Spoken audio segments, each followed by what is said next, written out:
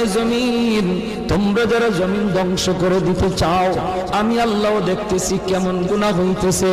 যেই মানুষ আমি আল্লাহ এত আদর করে বানাইলাম, আসমান আল্লাহ বানাইছেন কুন ফায়াকুন বইলা, ফেরেশতা আল্লাহ বানাইছেন কুন ফায়াকুন বইলা, জমিন আল্লাহ বানাইছেন কুন ফায়াকুন বইলা, কিন্তু আমারে আপনারে আল্লাহ পাক কুন ফায়াকুন বইলা বানায় নাই।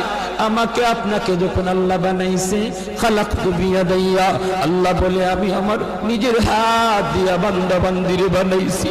কারণ এই চেহারার মধ্যে এত দামি কপাল, ওই কপাল দিয়া বান্দা আমার কুদরতি কদমে সেজদা দিবে। এই কপালটার এত দাম, এই কপাল কুন ফায়াকুন বললে হয় না, এই কপাল ফেরেশতাদের হাতে বানাইলেও হয় না, আমি আল্লাহ নিজের হাতে বানাইছি।